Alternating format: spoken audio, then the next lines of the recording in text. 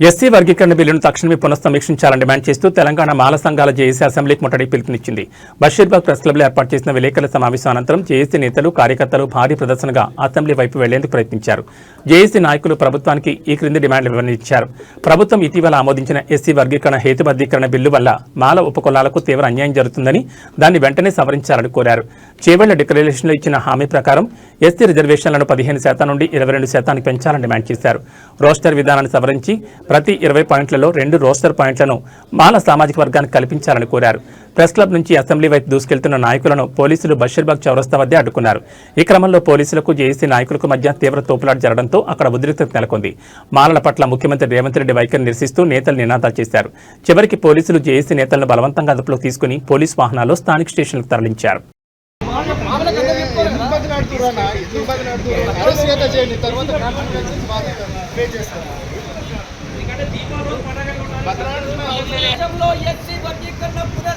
బిల్లును చర్చించాలి.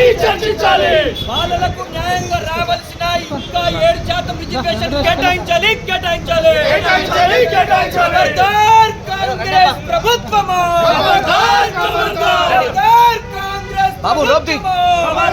ఖబర్దార్. ఈ అసెంబ్లీ సమావేశంలో ఎస్సీ వర్గీకరణ కేటాయించాలి.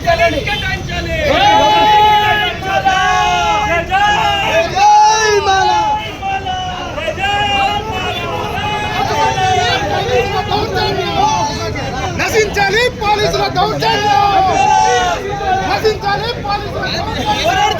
ప్రభుత్వానికి వ్యతిరేకంగా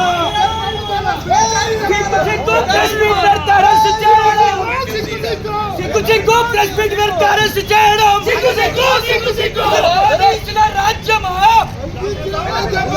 ఖబర్దార్ కాంగ్రెస్ ప్రభుత్వమా, ఖబర్దార్ కాంగ్రెస్ ప్రభుత్వమా, ఖబర్దార్ కాంగ్రెస్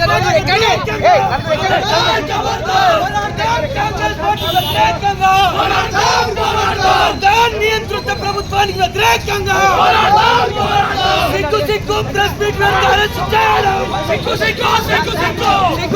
ప్రెస్ మీట్ పెడితే అరెస్ట్ చేయడం.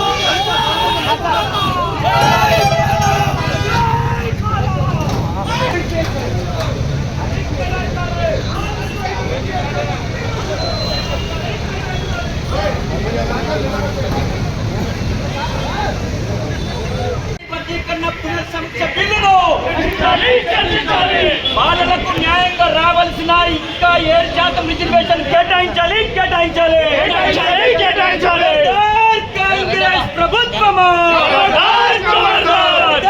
కాంగ్రెస్ ప్రభుత్వమా. ఈ అసెంబ్లీ సమావేశంలో ఎస్సీ వర్గీకరణ పునఃసమీక్ష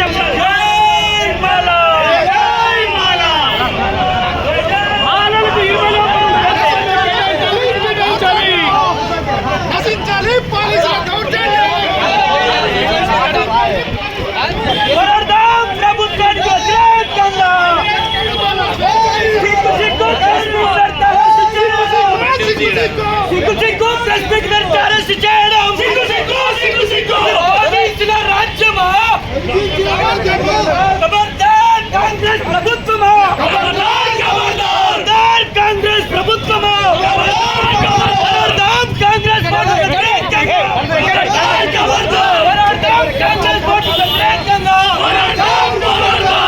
నియంత్రిత ప్రభుత్వానికి వ్యతిరేకంగా సిగ్గు ప్రెస్ మీట్ అరెస్ట్ చేయడం, సిగ్గు ప్రెస్ మీట్ అరెస్ట్ చేయడం.